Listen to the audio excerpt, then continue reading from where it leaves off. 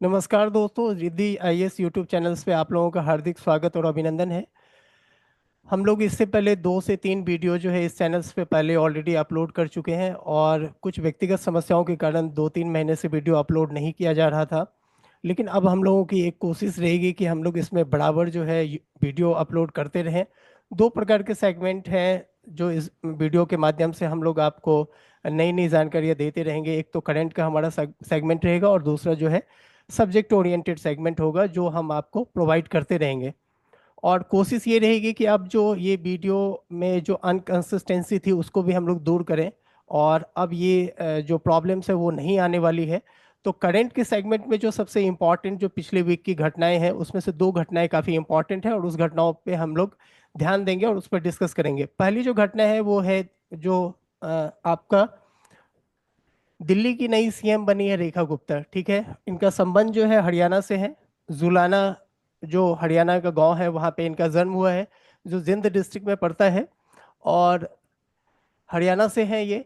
और इससे पहले ये दिल्ली यूनिवर्सिटी की जो है ये प्रेसिडेंट भी इलेक्टेड रही है ऑलरेडी 1996-97 में।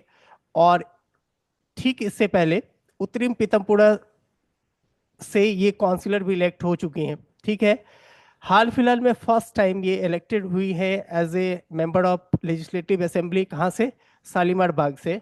और एक चीज़ जो गौर करने वाली बात ये है कि ये दिल्ली की 4th महिला सीएम बनी है। दिल्ली में अभी तक जो है कुल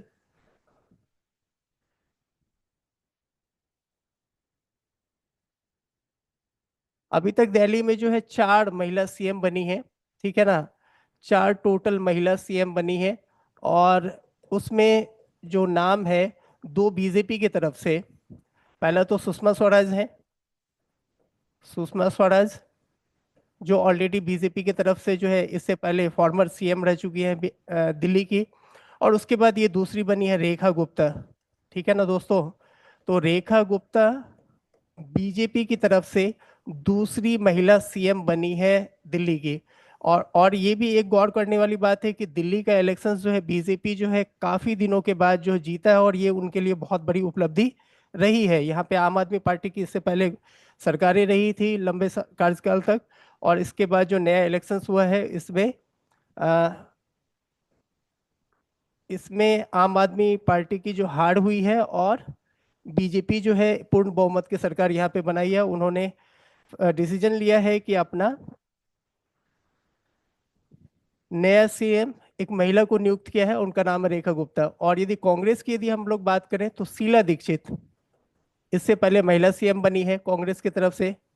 और हमने देखा है इससे ठीक पहले आतिशी मार्लिना जो है वो आम आदमी पार्टी की तरफ से जो है महिला मुख्यमंत्री थी दिल्ली की। तो ये 4 सीएम है जो महिला सीएम अभी तक बनी है। और ये 4th सीएम जो है ये बीजेपी की तरफ से इलेक्ट हुई है। इसके बाद अब हम लोग चलते हैं कुछ इसके अलावे हाल फिलहाल में जो इलेक्शंस हुए हैं और कुछ रिसेंट इलेक्शंस में जो अलग अलग पार्टियों की जो सरकार बनी है उस पर भी हम लोग एक नज़र डाल लेते हैं दोस्तों। तो उस कड़ी में हम लोग जब देखते हैं तो पहला नाम है अरुणाचल प्रदेश का। और इसके जो सीएम बने हैं पेमा खांडू, इनके फादर थे दोरजी खांडू जो ऑलरेडी कांग्रेस के बड़े कद्दावर नेता थे और ये भी फॉर्मर सीएम रह चुके हैं अरुणाचल के। और उनके बेटे हैं ये पेमा खांडू जो लगातार जो है अरुणाचल के सीएम के तौर पे जो है नियुक्त हुए हैं और बीजेपी के तरफ से जो है ये बने हैं नए सीएम।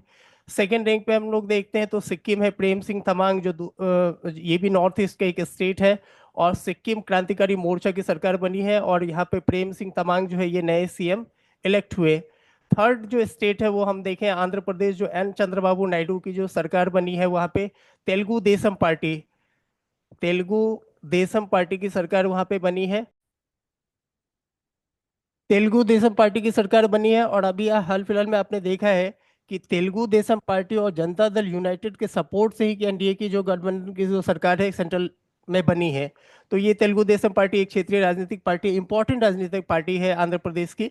और एन चंद्रबाबू नायडू जो है वो आंध्र के नए सीएम इलेक्ट हुए। ठीक है, अब उसके बाद जो अगला जो सीएम जो चेंज हुए हैं वो उड़ीसा के चेंज हुए हैं। ये मोहन चरण मांझी जो है, बीजेपी की यहाँ पे सरकार आई है, फर्स्ट टाइम आई है उड़ीसा में। ये भी गौर करने वाली बात है कि उड़ीसा में बीजेपी की पहली बार पूर्ण बहुमत की सरकार बनी है।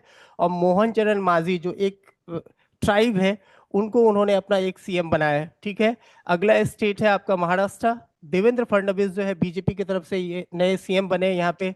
देवेंद्र फडणवीस जो है काफी पॉपुलर और लोकप्रिय बीजेपी नेताओं में से एक है। नागपुर से इनका संबंध है, नागपुर से ये विधायक भी रहे हैं। ठीक है। और नागपुर में ही आरएसएस का हेड ऑफिस भी है, 1925 में आरएसएस की स्थापना हुई थी, यहाँ से इनका संबंध है। और महाराष्ट्र के जो नए सीएम बने हैं वो है देवेंद्र फडणवीस। इससे ठीक पहले के सीएम की बात करें तो एकनाथ शिंदे जो थे, फॉर्मर सीएम थे महाराष्ट्र के। अगला जो राज्य है वो है आपका झारखंड, जहाँ पे चीफ मिनिस्टर जो चेंज हुए हैं, हेमंत सोरेन वहाँ पे नए चीफ मिनिस्टर्स बने हैं और झारखंड मुक्ति मोर्चा की सरकार वहाँ पे बनी है। अगला स्टेट है आपका जम्मू एंड कश्मीर, जिसमें उमर अब्दुल्ला की सरकार बनी है। यहाँ पे national conference, including national conference और कांग्रेस की जो अलायंस है, उनकी सरकार यहाँ पे बनी है। और उमर अब्दुल्ला जो है वर्तमान में जम्मू एंड कश्मीर के चीफ मिनिस्टर नियुक्त हुए हैं। और अगला जो स्टेट है वो है हरियाणा। इसमें नायब सिंह सैनी जो है बीजेपी की तरफ से नए चीफ मिनिस्टर बने हैं। और बीजेपी यहाँ पे रिपीट की है, दैट मीन्स कि इससे पहले भी बीजेपी की सरकार थी हरियाणा में, और सेकेंड टाइम जो है हरियाणा में जो है बीजेपी की सरकारें बनी है। दोस्तों, दिल्ली के इलेक्शंस के अलावा जो 6 महीने या साल भर में जितने भी सीएम चेंज हुए, उन सारे सीएम की लिस्ट को हमने समराइज कर दिया है। ठीक है। तो अब आपको याद रखना, किसी भी वनडे कॉम्पिटिटिव एग्जाम्स में जो है इस टाइप के क्वेश्चंस को पूछने की संभावनाएं होती हैं कि अभी हाल फिलहाल में जो 6 महीने या साल भर के अंदर जितने भी सीएम चेंज हुए हैं, जहां नए नए इलेक्शंस हुए हैं, वो सारा लिस्ट हमने समराइज कर दिया है। ठीक है। इसके अलावा हम एक और भी न्यूज़ है जो काफ़ी इंपॉर्टेंट है,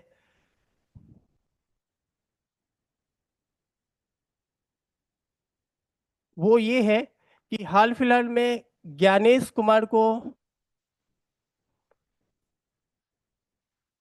Gyanesh Kumar is elected as new CEO of, new CE of India.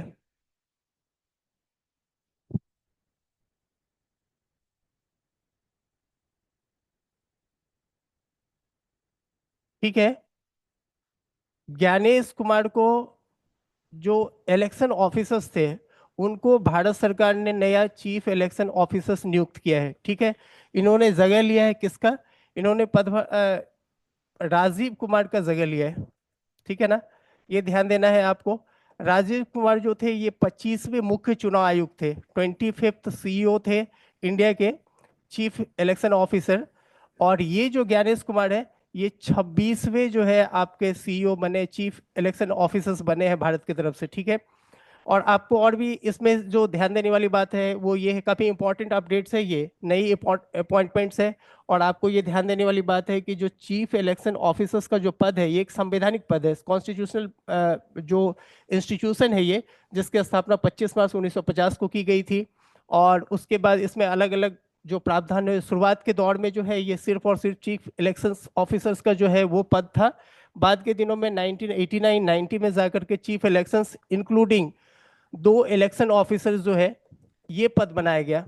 और फिर यही इलेक्शन ऑफिसर्स आगे चल करके क्या होते हैं कि चीफ इलेक्शन ऑफिसर्स बन जाते हैं और इनको रिटायरमेंट मिल जाता है। ठीक है। तो ये पिछले वीक की घटना है कि ज्ञानेश कुमार को भारत सरकार ने क्या किया है, अपना मुख्य चुनाव आयुक्त नियुक्त किया है। और वो किनका जगह लेंगे, उन्होंने किनको रिप्लेस किया है, तो वो है राजीव कुमार, जो 25वें चीफ इलेक्शन ऑफिसर्स थे। और ये ज्ञानेश कुमार जो है हमारे 26वें इलेक्शन ऑफिसर्स जो है बने हैं। ठीक है। अब एक नज़र में हम थोड़ा सा इनको भी देखें कि चीफ इलेक्शन जो ऑफिसर्स का जो पद है, जैसा कि हमने बताया है कि चीफ इलेक्शन ऑफिसर, इसकी जो स्थापना है ये कब हुई थी? 25 मार्च 1950 को। ठीक है। सॉरी, 25 जनवरी,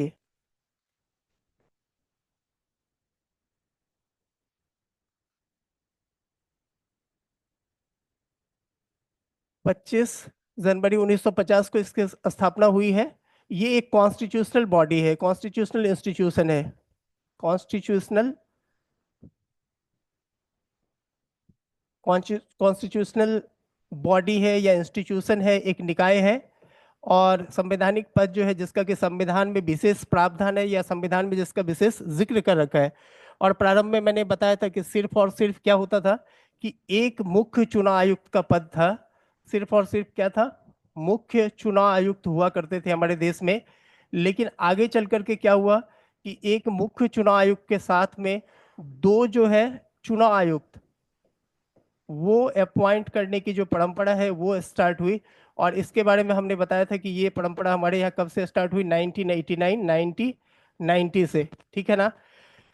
अब इसके बाद हम लोग आगे देखते हैं कि यदि हम लोग ये बोले कि जो हमारा जो वोटर आईडी है, ये वोटर आईडी में जो फोटो युक्त जो पहचान पत्र है, उसकी जो परंपरा है हमारे यहाँ वो 1993 से स्टार्ट हुई है। और ईवीएम की यदि बात करें तो पहली बार ईवीएम जो है 1982 में स्टार्ट हुआ था। ये सब कुछ इंपॉर्टेंट फैक्ट्स है जो चुनाव आयोग से रिलेटेड। और भी जब हम अगले क्लासेस में अगली वीडियो बनाएंगे तो और भी जो कुछ विशेष इंफॉर्मेशन होगा उसके बारे में हम लोग डिस्कस करेंगे।